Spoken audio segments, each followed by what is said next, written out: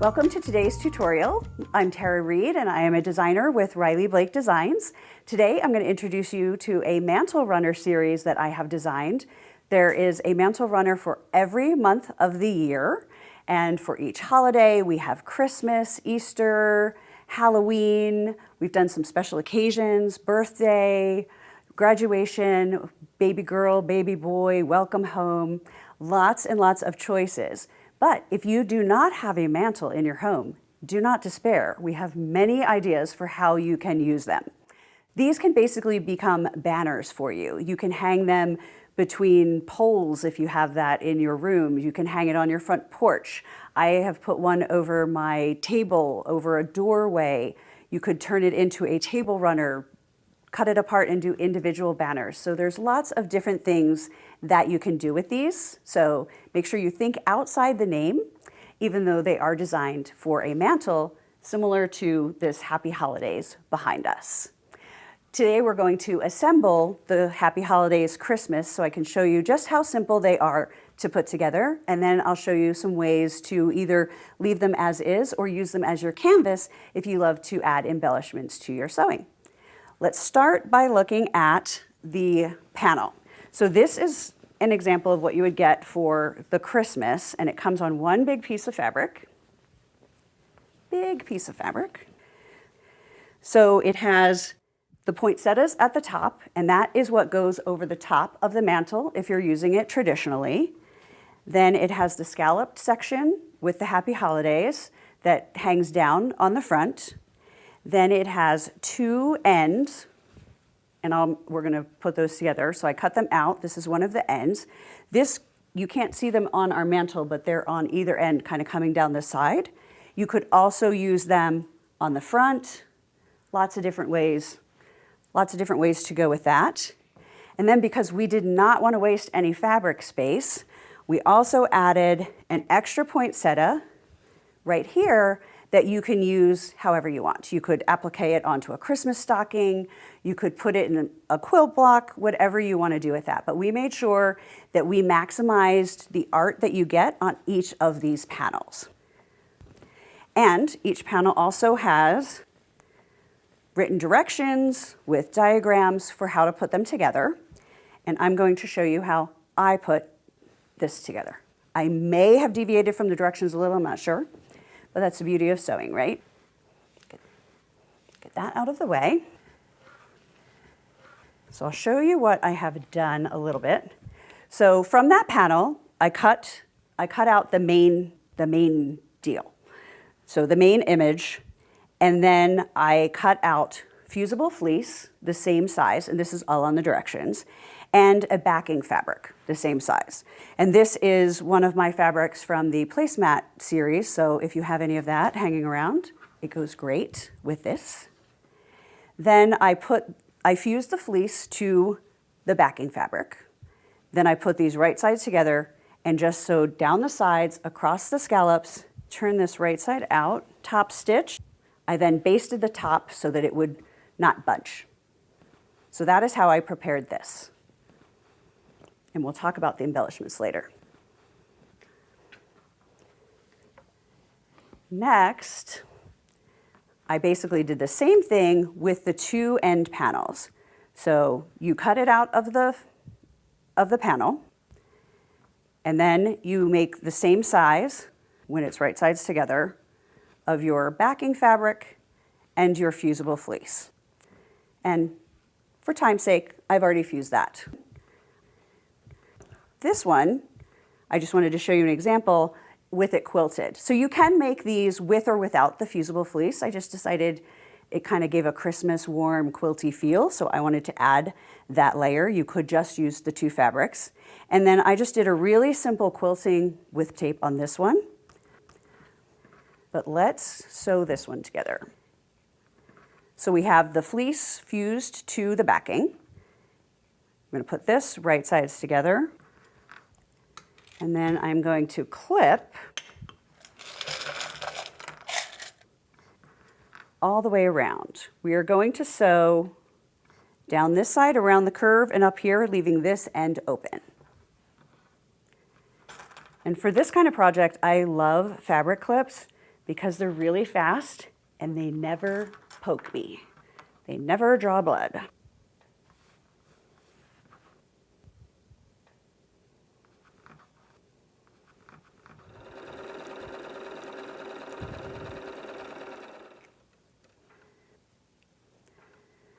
All right, we have that sewn together. Now we need to clip this curve so that when we press it, it's nice and smooth. And you can either do that with scissors, with notches, but my secret is to use pinking shears. It's basically automatic little triangles and it is a lot faster. So I just start just above the curve and clip all the way around that curve, making sure not to cut your stitch line.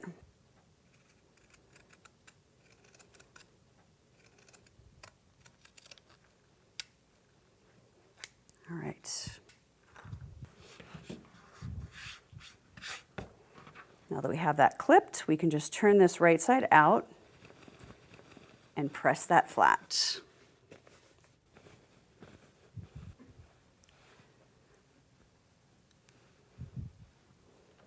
I'm going to hit that curve and then I will worry about the straightaways.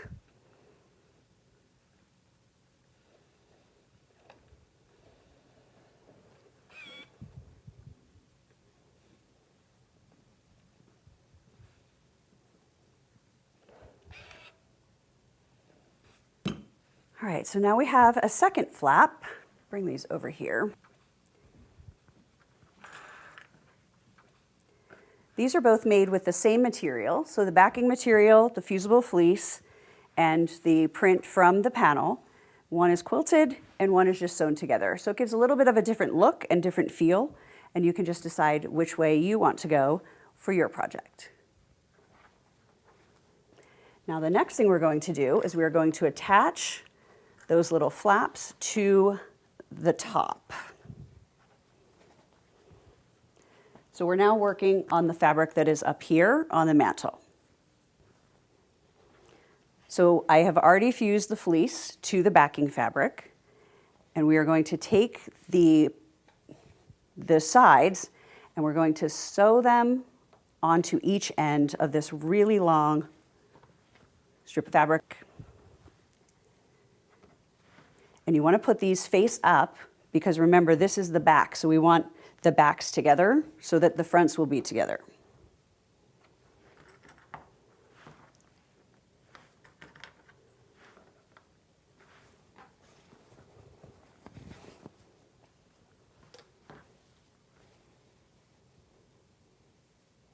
And you're just going to center them on this piece of fabric.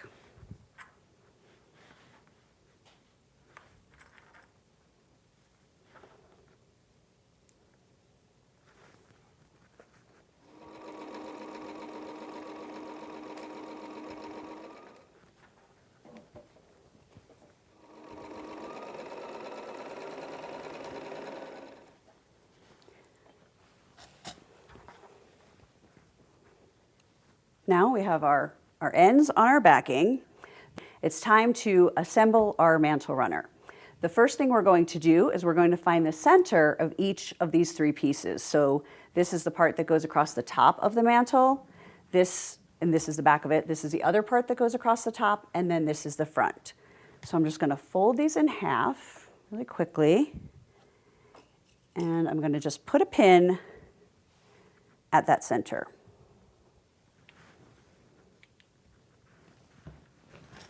Oops.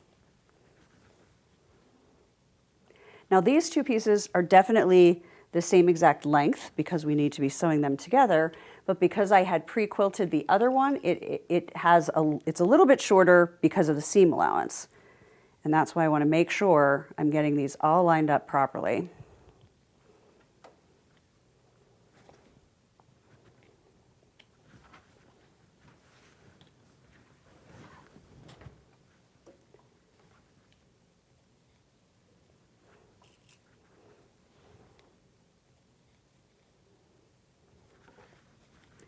All right, so each center is marked with a cute Riley Blake bird pin that I love. Next, we're going to prepare the ends to have everything sandwiched on top of them. Just double check, make sure you have enough room for your seam allowances. If it's feeling a little bit tight, you want to fold these towards the center and pin them just to make sure they do not get caught when you sew it all together.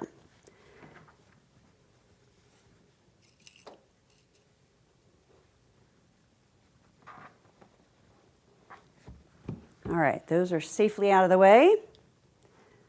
Let's start layering.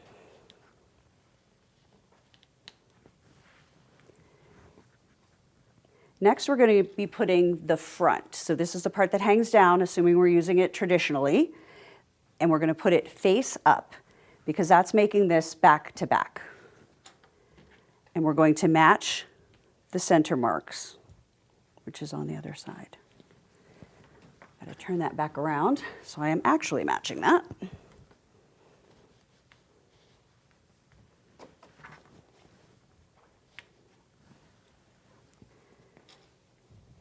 Okay, so I have those two pins lined up, so I know I have that centered. I'm just going to take one of them out and leave one.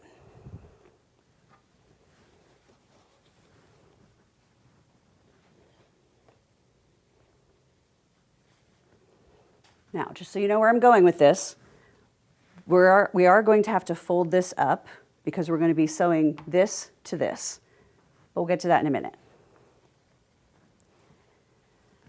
Now we need to put this fabric, which is this section on the mantle, right sides together. But make sure you're paying attention to the direction because all of these poinsettias are facing one way. So what you do is you put it down and you put this down. Now, if these poinsettias are facing the same direction as these poinsettias and the text, you are good to go. If you put it down and these are facing you and these are facing the other way, you are not good to go. These will be facing your wall. So, good to go now. Right sides together, and I'm just going to clip the long edge.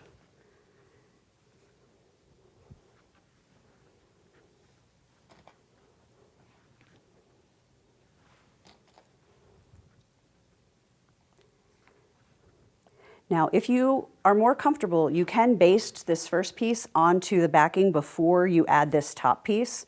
Totally up to you and what makes you comfortable. But we are just going to go for it so this video is not too long.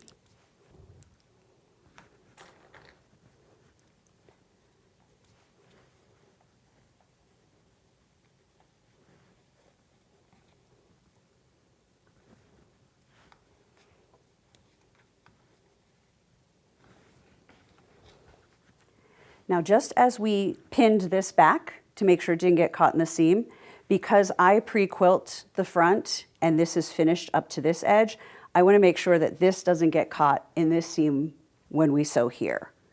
So I'm going to kind of have this lined up here and I'm going to pin this, fold this and pin this there.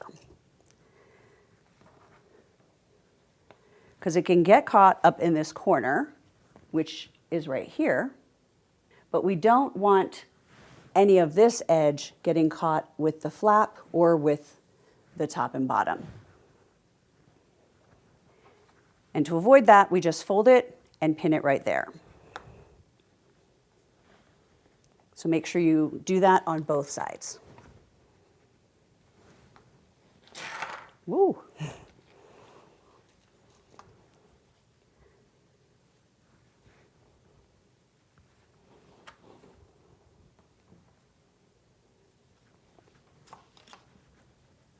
Okay, now we have the top edge, the top straight edge, which is the edge of the mantle, clipped together.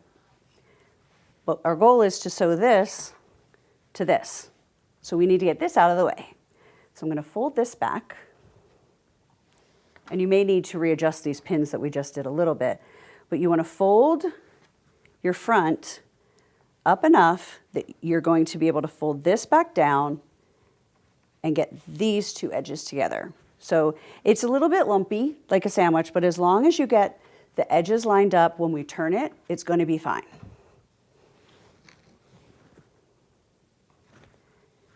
And I have found that just folding it and clipping this, you don't need to pin all the way along. You just need to pin those sides.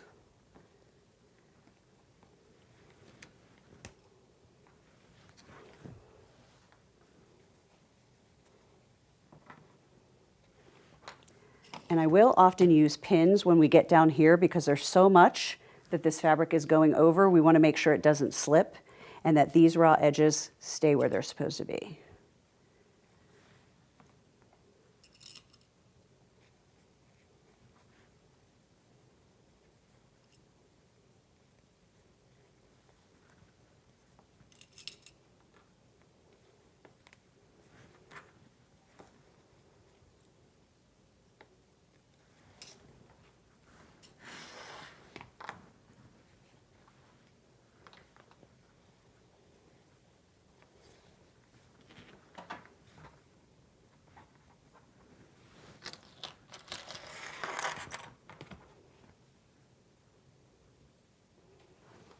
All right, that's a lot of pinning and clipping to make this big sausage, isn't it?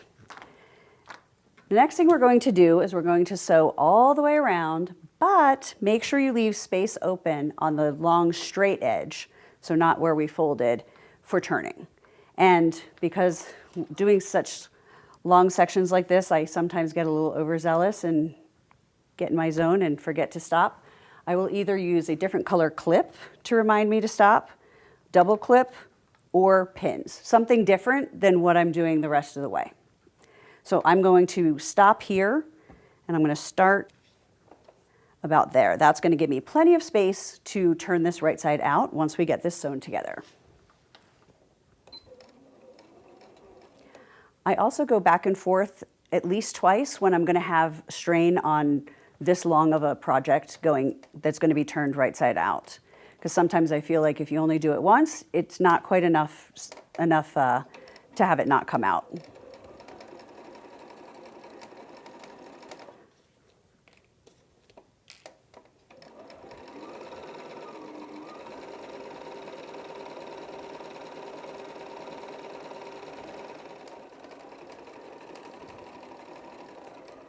Okay, I've gotten back to my double clip and the red clip, so I know that we are at the end, so we can leave some space for turning. So I'm just going to go forward, backward, and forward a little bit so that we have a nice strong section for flipping this right side out.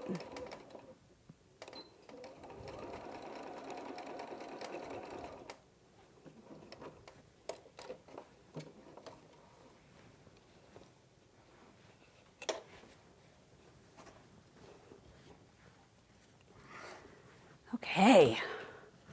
Our sausage, we're making progress.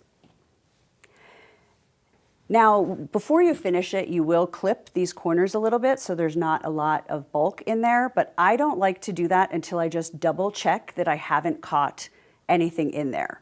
So what I'm going to do is I'm going to very carefully put my hand in here, because don't forget we have some pins that are holding things in place close to these corners. If I can actually find them.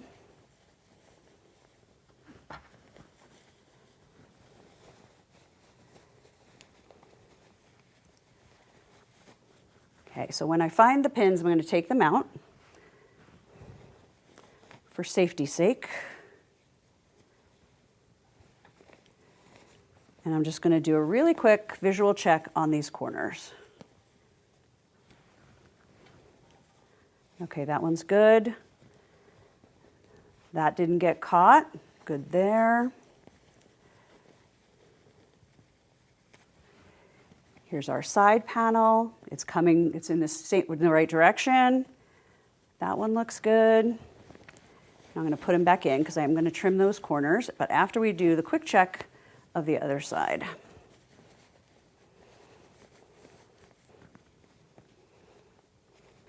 Okay, so we've checked the four corners. Flatten this back out.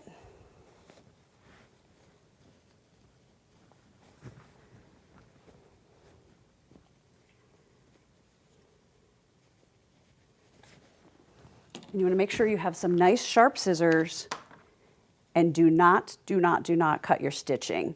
So I'm not going to cut straight across. I'm just going to kind of cut down at an angle and then this way at an angle. That will take a little bit more fabric out of that corner to give us a better look.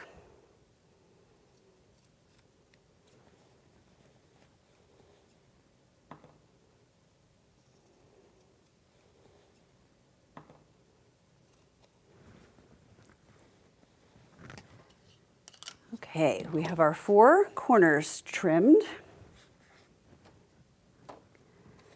So now we're going to turn it right side out for real this time.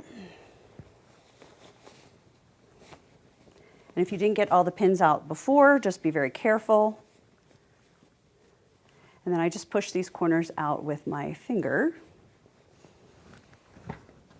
Okay, we're going to get this all pulled out. And our corners all pushed out. Now, we're stuck on my bracelet. Like really stuck. Okay. Now, if you remember, I decided to go for it and I did not baste this onto this. So we need to do that now.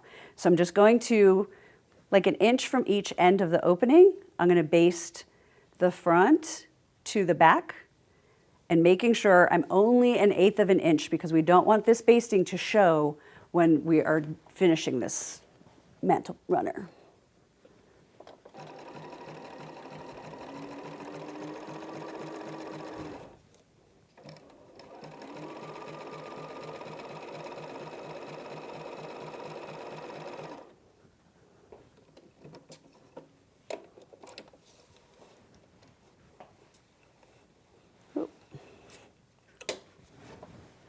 All right, so that's basted, not all the way to the end, but enough that it's going to be nice and easy for us to press. And then we're going to press the 1/4 inch on this, and we're going to top stitch so no one will know where we turned it. Where'd my little scissors go?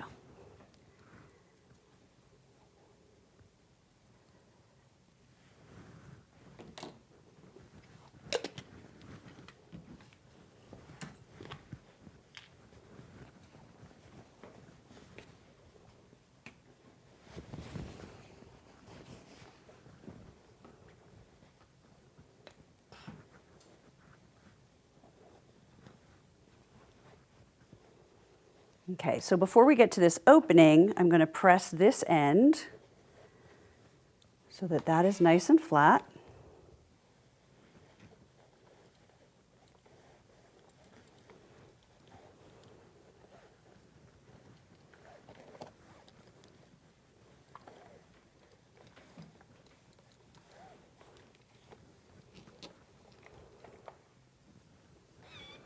My pin's ready.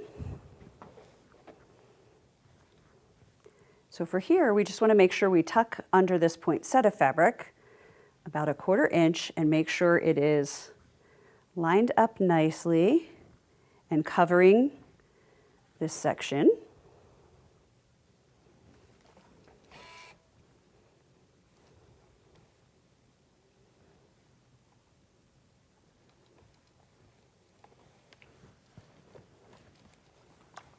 Smooth that part out as we go.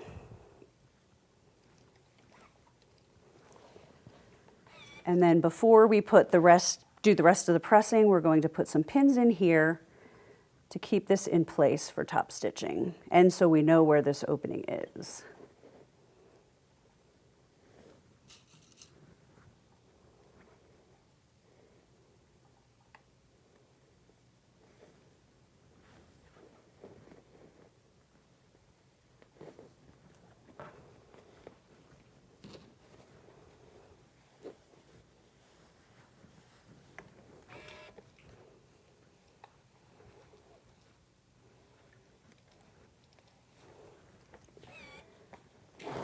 Oops. All right, so before I go to the sewing machine, you have a couple choices on how you top stitch this. You absolutely have to top stitch this whole edge because that's where our opening was. And you could go all the way around. Sewer's choice.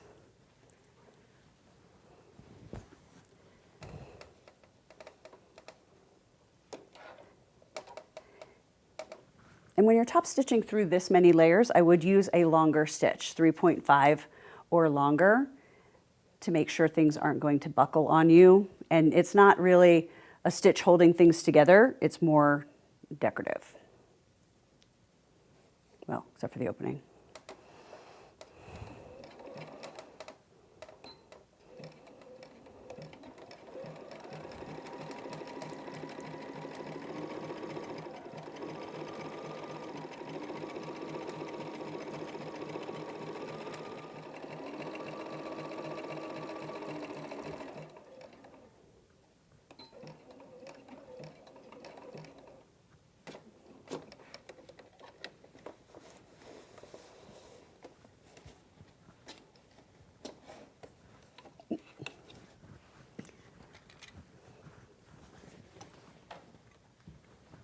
Okay, so that is top stitched. The opening is closed. So whether your opening ends up on the front or the back, you just need to top stitch and make sure it's not going to stay open. And we have another Happy Holiday mantle runner. Now, one thing that I want to talk about a little bit more closely is you can use these panels just as is, right? They have the directions, you add fabric and or fleece depending on what you want, and they're going to be beautiful and fun whether they're on a mantle, hanging over a door, used as a banner, however you want to use it. But they're also a lot of fun to embellish. So if you take a look at this one, I took just some kind of a soft gold bead and put it in the center of some of the poinsettia flowers. And then I added some sequins for some of the berries. You could do all of them, but I just felt like doing a few across, just added that little holiday something, a little bit more shimmer, but didn't take me 10 hours and, you know, wasn't overdone. So lots of different things you could do. You could add embroidery on the greenery, on the leaves. You could embroider on the poinsettia leaves. There are just so many different ways to go. I want to show you one more. So these are from the Halloween banner, or Halloween mantle runner, which is designed to be just like this, go over a mantle. But I thought Halloween is such a fun party. It's such a fun party holiday that cutting it into pieces and making separate banners that you could hang at different levels or different depths could be fun for the classroom, could be fun for a party. I added the pom-poms to this one and the rickrack around, and then also repeated the rickrack here. And I made this top out of the fabric that was designed to be the top of the mantle. So this fabric comes on this panel, but I just used it to make a banner loop instead of using it the other way. So many ways that you can use these. If you do make any of them and post them on social media, be sure to tag Riley Blake, tag me as well, that would be great. I'm Tara Reed. You can learn more about me and my fabrics at tarareed.com. I hope you've enjoyed learning how to make these mantle runners and gotten some ideas for how to use them off of a fireplace.